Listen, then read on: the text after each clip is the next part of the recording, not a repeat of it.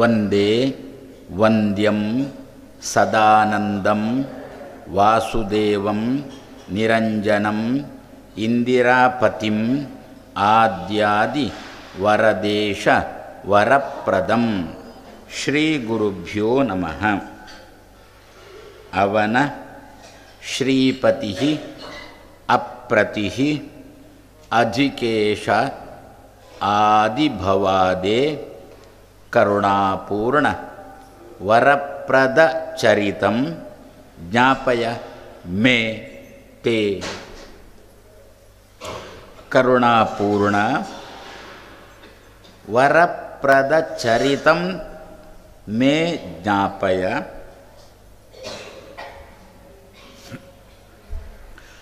ಭಾರೀ ಉಪಟಳ. ಯಾವುದ್ರದ್ದು? ಕೆಮ್ಮಿದ್ದ?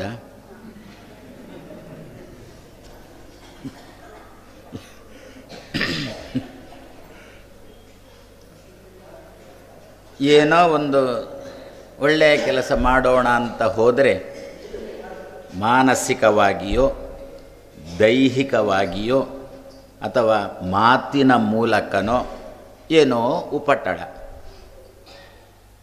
ನೀವೇ ಅನುಭವಿಸಿರಬಹುದು. ಇಲ್ಲೀಗ 360 ದಿವಸ ಉಪನ್ಯಾಸ ಆಗುವುದಿದ್ದರೂ ನೀವು ಬರುವವರಿದ್ದೀರಿ, ಉಪನ್ಯಾಸಕ್ಕೆ ನಿತ್ಯ ಬರುವವರಿದ್ದೀರಿ. ಕೆಲವರು ಎಂದೂ ಬರೋಲ್ಲ, ಬರುವವರನ್ನು ಬರಲಿಕ್ಕೆ ಬಿಡೋಲ್ಲ.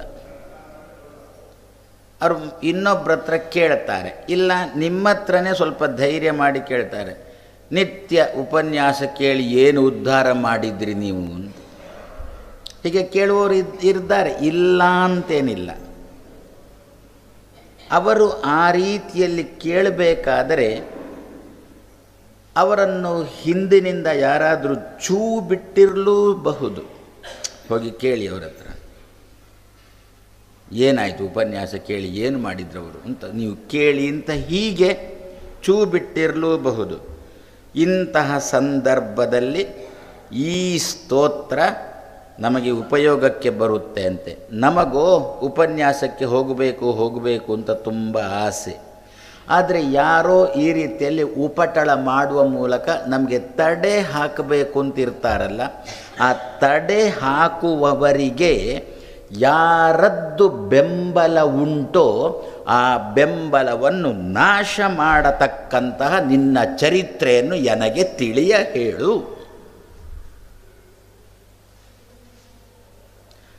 ಇನ್ನು ಮುಂದೆ ಅವರು ನಮಗೆ ಉಪಟಳ ಮಾಡಬಾರದು. ಇಂತಹ ಒಳ್ಳೆಯ ಕೆಲಸಕ್ಕೆ ಅಂತ ತೊಡಗಿದ ನಮಗೆ ಅವರು ಉಪಟಳ ಮಾಡಬಾರದು. ಉಪಟಳ ಮಾಡಲಿಕ್ಕೆ ಏನು ಅವರಿಗೆ ಬಲ ಉಂಟು, ಏನು ವರ ಉಂಟು ಅವರಿಗೆ, ಆ ವರವನ್ನು ನಾಶ ಮಾಡತಕ್ಕಂತಹ ನಿನ್ನ ಚರಿತ್ರೆ 100 ಉಂಟು. ಅದರಲ್ಲಿ ವಿದ್ಯೆ ಬರಲಿಕ್ಕೆ ಕಾರಣವಾದ ಒಂದು ಚರಿತ್ರೆ ಉಂಟು, ಭಯ ಪರಿಹಾರಕವಾದ ಒಂದು ಚರಿತ್ರೆ ಉಂಟು, ನ್ಯಾಯಾಲಯದಲ್ಲಿ ಜಯ ಸಿಗಲಿಕ್ಕೆ ಬೇಕಾಗಿರತಕ್ಕಂಥ ಒಂದು ಚರಿತ್ರೆ ಉಂಟು, ನಮಗೆ ಉಪದ್ರ ಮಾಡುವವರನ್ನು ನಾಶ ಮಾಡತಕ್ಕಂತಹ ಚರಿತ್ರೆಯು ಒಂದು ಉಂಟು. ಅಂತಹ ಚರಿತ್ರೆಯನ್ನು ನನಗೆ ತಿಳಿಸು. ಯಾವುದನ್ನು ಪಾರಾಯಣ ಮಾಡಿದರೆ ಇನ್ನೊಬ್ಬರ ಉಪಟಳ ನಮಗೆ ಕಮ್ಮಿಯಾಗುತ್ತೋ, ವರಂ ತಂದರೆ ಅವರಿಗೇನು ಬಲ ಇದೆ, ನಮಗೆ ಉಪಟಳ ಮಾಡುವವ್ರಿಗೆ ಏನೊಂದು ವರ ಇದೆ, ಏನೊಂದು ಬಲ ಇದೆ, ಏನೊಂದು ಜನಬಲವೋ ಧನಬಲವೋ ಬುದ್ಧಿಬಲವೋ ಗ್ಯಾರಂಟಿ ಬಲವೋ ಏನೊಂದು ಬಲ ಇದೆ ಅಲ್ಲೋ, ಆ ಗ್ಯಾರಂಟಿ ಬಲದಿಂದ ತಾನು ಇವತ್ತಲ್ಲಿ ಕೂತದ್ದು. ಇಂತಹ ಬಲವನ್ನು ಇಂತಹ ಬಲ ನಾಶ ಆಗಬೇಕಾದರೆ ಯಾವುದನ್ನು, ನಿನ್ನ ಯಾವ ಚರಿತ್ರೆಯನ್ನು ನಾನು ಪಾರಾಯಣ ಮಾಡಿದರೆ ಅವರ ಬಲ ದ್ಯತಿ. ವರಪ್ರದ ಶಬ್ದಕ್ಕೆ ಅದೇ ಸಂಸ್ಕೃತದ ಶಬ್ದ. ಇದು ಸಂಸ್ಕೃತ ಬಹುಮುಖದಿಂದ ತೆರೆದುಕೊಳ್ಳುತ್ತೆ. ಅಲ್ಲಿಂದಲೇ ಆಂಗ್ಲರು ಕದ್ದದ್ದು. ಅವರು ಕೂಡ ಒಂದು ಶಬ್ದಕ್ಕೆ ತುಂಬ ಅರ್ಥ ಹೇಳಲಿಕ್ಕೆ ಆಂಗ್ಲರು ಕಲ್ತದ್ದು ಸಂಸ್ಕೃತದಲ್ಲಿ ಇದ್ದದ್ದನ್ನು ನೋಡಿ.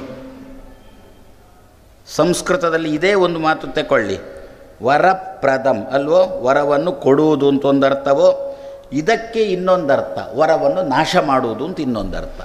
ವರಂ ಪ್ರಕರ್ಷೇಣ ದ್ಯತಿ, ದ್ಯತಿ ಅಂದರೆ ನಾಶ ಮಾಡುವುದು, ವರಪ್ರದ.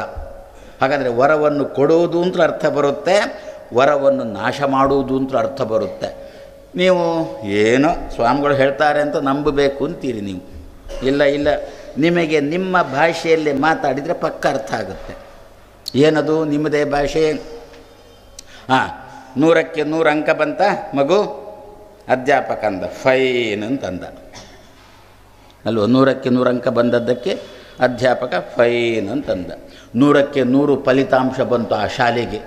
ಆವಾಗ ಎಲ್ಲರೂ ಕೂಡ ಸೇರಿಕೊಂಡು, ಊರಿನವರೆಲ್ಲ ಸೇರಿಕೊಂಡು ಫೈನ್ ಅಂತಂದರು. ಅದೇ ಶಾಲೆಯಲ್ಲಿ ಅಧ್ಯಾಪಕರು ವಿದ್ಯಾರ್ಥಿಗಳು ಕಾಲಕ್ಕೆ ಸರಿಯಾಗಿ ಬಾರದಿದ್ದರೆ, ಪಂಕ್ಚುವ್ಯಾಲಿಟಿ ಇಲ್ಲದಿದ್ದರೆ, ವಿದ್ಯಾರ್ಥಿಗಳಲ್ಲಿ ಪಂಕ್ಚುವ್ಯಾಲಿಟಿ ಇಲ್ಲದಿದ್ದರೆ ಅಧ್ಯಾಪಕ ಫೈನ್ ಹಾಕ್ತಾನೆ. ಒಳ್ಳೆಯದು ಅಂತ ಅರ್ಥನಾ? ಸ್ಪೆಲ್ಲಿಂಗ್ ಒಂದೇ, FINE. ಒಳ್ಳೆದೆನ್ನುವುದಕ್ಕೂ ಅದೇ ಶಬ್ದ, ದಂಡ ಎನ್ನುವುದಕ್ಕೆ ಅದೇ ಶಬ್ದ, ಸ್ಪೆಲ್ಲಿಂಗ್ನಲ್ಲಿ ವ್ಯತ್ಯಾಸ ಇಲ್ಲ. ಬೇಕಾದರೆ ನಿಮ್ಮ ಸಣ್ಣ ಸಣ್ಣ ಎನ್ನುವಲ್ಲಿ ಸ್ಪೆಲ್ಲಿಂಗಲ್ಲಿ ಆದರೂ ವ್ಯತ್ಯಾಸ ಇರ್ಬೋದು. ಒಂದು SUN, ಇನ್ನೊಂದು SON. ನೀವು ಆಶ್ಚರ್ಯ ಆಯ್ತಲ್ಲ, ಈ ಸನ್ಯಾಸಿಗೂ ಇಂಗ್ಲೀಷ್ ಬರುತ್ತೆ ಅಂಥೇಳಿ. ಅದೇ ನಿನ್ನೆ ಹೇಳಿದ್ದೆ, ಸ್ವಲ್ಪ ಸ್ವಲ್ಪ ಬರುತ್ತೆ ಅಂಥೇಳಿ. ರುಚಿಗೆ ತಕ್ಕ ನನಗೂ ಬರುತ್ತೆ ಆಂಗ್ಲ ಭಾಷೆ ಅಂತ ಹೇಳಿಕೊಂಡು. ಹಾಗಾದರೆ ಇಲ್ಲಿ FINE ಒಂದೇ ಶಬ್ದ, ಒಂದೇ ರೀತಿಯ ಸ್ಪೆಲ್ಲಿಂಗ್, ಅರ್ಥ ರಾತ್ರಿ ಹಗಲು. ಒಂದು ಒಳ್ಳೆಯದಾಯಿತು ಅಂತ, ಇನ್ನೊಂದು ಕೆಟ್ಟದ್ದು ಮಾಡಿದ್ದಿ ಅಂತ ಅರ್ಥ ತಾನೆ. ಅದೇ ರೀತಿಯಲ್ಲಿ ವರಪ್ರದ ಅಂದರೆ ವರವನ್ನು ಕೊಡುವುದು ಅಂತ ಅರ್ಥ ಉಂಟು, ವರವನ್ನು ನಾಶ ಮಾಡುವುದು ಅಂತ ಅರ್ಥ ಉಂಟು. ಹಾಗಾದರೆ ಒಳ್ಳೆಯ ಕೆಲಸ ಮಾಡಲಿಕ್ಕೆ ಅಂತ ತೊಡಗಿದ ನಮಗೆ ಯಾರೋ ವ್ಯಕ್ತಿಗಳು ಯಾರಿಂದಲೋ ವರ ಪಡ್ಕೊಂಡು, ಯಾರಿಂದಲೋ ಬಲ ಪಡ್ಕೊಂಡು ನಮಗೆ ಉಪಟಳ ಮಾಡಲಿಕ್ಕೆ ಅಂತ ಬಂದರೆ, ಆ ವರವನ್ನು, ಅವರಿಗೆ ಏನು ಬೆಂಬಲ ಉಂಟು, ಬೆಂಬಲ ಅಂದರೂ ವರ ಅಂದರೂ ಒಂದೇ, ಆ ವರವನ್ನು ನಾಶ ಮಾಡತಕ್ಕಂತಹ ಯಾವ ಚರಿತ್ರೆ ತಿಳಿಯ ಹೇಳು. 2004 ಅಂದರೆ ನಾನು ಅನುಭವಿಸಿದವ, ಇದನ್ನು ಯಾವಾಗಲೂ ಅನುಭವಿಸಿದ್ದನ್ನು ಹೇಳಿದರೆ ಆವಾಗ ಪಕ್ಕ ಅರ್ಥ ಮಾಡಿಸೋಕ್ಕೆ ಸುಲಭ. ಯಾವುದನ್ನು ನಿಮಗೆ ಹೇಳಬೇಕಾ ನಾನು ಮೊದಲು ಅನುಭವಿಸಬೇಕು. ಆದ್ದರಿಂದಲೇ ಮಧ್ವರು ಬರುವುದಕ್ಕಿಂತ ಮೊದಲಿನ ಉಪನ್ಯಾಸಕರು, ನಾನು ಮೊನ್ನೆ ಆರಂಭದಲ್ಲೇ ಹೇಳಿದ್ದೇನೆ, ಅವರಿಗಂತೂ ಅನುಭವಕ್ಕೆ ಬಂದಿಲ್ಲ, ನಿಮಗೆ ಅನುಭವಕ್ಕೆ ತಂದು ಕೊಡಲಿಕ್ಕೆ ಸುತರಾಮ್ ಆಗಿಲ್ಲ. 2004-06 ನಮ್ಮ ಪರ್ಯಾಯ ಉಡುಪಿಯಲ್ಲಿ ಅದಮಾರು ಮಠದ ಪರ್ಯಾಯ, ಶ್ರೀಕೃಷ್ಣನ ಪೂಜಾ ಪರ್ಯಾಯ. ಆವಾಗೊಂದು ಏನೋ ಪ್ರಾಣದೇವರ ಪ್ರೇರಣೆಯಿಂದ ಕೃಷ್ಣನಿಗೊಂದು ಗೋಪುರ ಕಟ್ಟೋಣ ಅಂತ ಹೊರಟೆ. ಮೊದಲೊಂದು ಗೋಪುರ ಇತ್ತು, ಒಂದು ಹಳೆ ಗೋಪುರ ಇತ್ತು, ಅದನ್ನು ತೆಗೆದು ಒಂದು ಹೊಸ ಗೋಪುರ ಕಟ್ಟೋಣ ಅಂತ. ಇಷ್ಟೇ ನಾನು ಸಂಕಲ್ಪ, ಒಳ್ಳೆಯದಿತ್ತು. ಆದರೆ ಏನು ಮಾಡಿದೆ, ಏನೋ ಪ್ರಾಣದೇವರ ಚಿತ್ತ ಕಾಣುತ್ತೆ, ಕೃಷ್ಣನ ಚಿತ್ತ ಕಾಣುತ್ತೆ, ಒಂಚೂರು ಎಡವಿದೆ. ಏನು ಎಡವಿದೆ? ಮಾಧ್ಯಮದವರನ್ನು ಮೊದಲು ಕರೆದು ಅವರಿಗೆ ಹೇಳಿ ನಾನು ಕೆಲಸಕ್ಕೆ ಅಡಿ ಇಡ್ತಿದ್ರೆ ಎಲ್ಲ ಜಡ ಆಗ್ತಿತ್ತು. ನಾನು ಮಾಧ್ಯಮದವರನ್ನು ಬದಿಗಿಟ್ಟೆ, ಅಷ್ಟೇ ಬದಿಗಿಟ್ಟದ್ದು. ನಾನು ಯಾವಾಗ ಅದನ್ನು ಕೆಡವಿದನೋ ಮರುದಿವಸ ಪತ್ರಿಕೆಯಲ್ಲಿ ಬರ್ದುವು ಅಂತಲ್ಲ, ಮರುದಿವಸ ಪತ್ರಿಕೆಯಲ್ಲಿ ಬರ್ದುವು. ಏನು ಅಂತ ಬರ್ದುವು? ಕನಕ ಗೋಪುರ ಧ್ವಂಸ ಅಂತ. ಎದ್ರು ಕುರುಬರು. ಅಷ್ಟೋ ತನಕ ಕುರುಬರಿಗೆ ಉಡುಪಿ ಅಂತಲೇ ಗೊತ್ತಿರಲಿಲ್ಲ. ಉಡುಪಿ ಬಿಡಿ, ಪ್ರಾಯಶಃ ಕನಕದಾಸರಿದ್ದಾರೆ ಅಂತೂ ಗೊತ್ತಿರಲಿಲ್ಲ ಕಾಣುತ್ತೆ. ಧ್ವಂಸ ಅಂತ ಬರೆದ್ರು. ಗಲಾಟೆ. ಏನು ಮಾಡಬೇಕು ಅಂತ ತೋಚಿಲ್ಲ. ಕರುಣಾಪೂರ್ಣ ವರಪ್ರದ ಚರಿತಂ ಮೇ ಜ್ಞಾಪಯ. ಕುರುಬರಷ್ಟು ಗಲಾಟೆ ಮಾಡ್ತಾ ಇದ್ದಾರೆ. ಯಾರ ಬೆಂಬಲ ಹಿಡ್ಕೊಂಡು ಅವರ ಗಲಾಟೆ ಮಾಡ್ತಾ ಇದ್ದಾರೋ ಆ ಬೆಂಬಲವನ್ನು ನಾಶ ಮಾಡಬೇಕಾಗಿದೆ. ಈಗ ನಾನು ನಿನ್ನ ಯಾವ ಚರಿತ್ರೆಯನ್ನು ಹೇಳಿದರೆ ಆ ಬೆಂಬಲವನ್ನು ನಾಶ ಮಾಡಲಿಕ್ಕೆ ಸಾಧ್ಯ ಉಂಟೋ ಆ ಚರಿತ್ರೆಯನ್ನು ನನಗೆ ಜ್ಞಾಪಯ ಅಂತ ದೇವರಲ್ಲಿ ಬೇಡಿಕೊಂಡು, ಕೃಷ್ಣನಲ್ಲಿ ಬೇಡಿಕೊಂಡು, ಪ್ರಾಣ ದೇವರಿಗೆ ಅಲ್ಲಿ ಆಂಜನೇಯ ಇದ್ದಾನೆ ತಾನೆ, ಕೃಷ್ಣನ ಪಕ್ಕದಲ್ಲಿ ಆಂಜನೇಯ ಇದ್ದಾನೆ.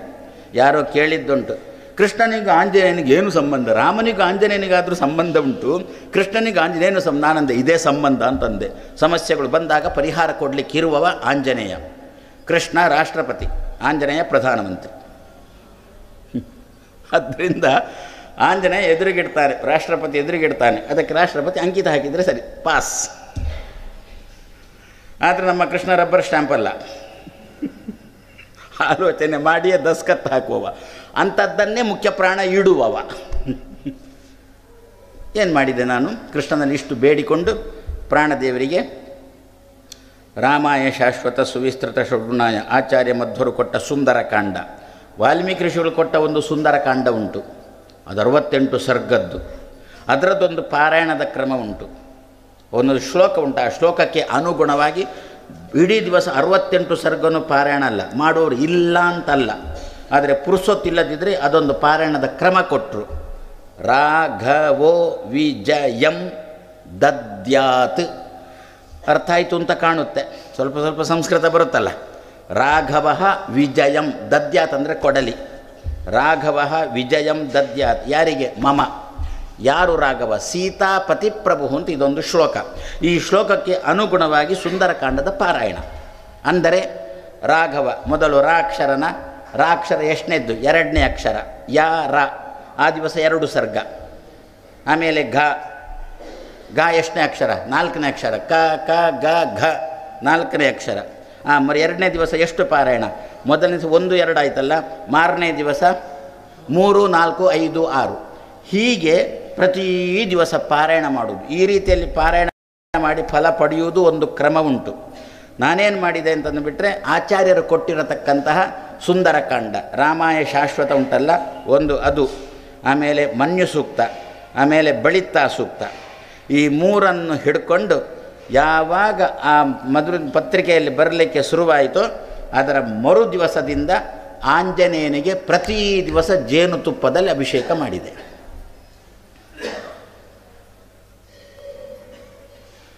ಹೊರಟಿತ್ತು ಎಲ್ಲಿಂದ? ಧಾರವಾಡದಿಂದ ಒಂದು ಮೆರವಣಿಗೆ, ಉಡುಪಿ ಚಲೋ ಅಂಥೇಳಿ ಭಾರೀ ಜನ ಕುರುಬರು ಸೇರಿಕೊಂಡು ಬಂದಿದ್ದರು.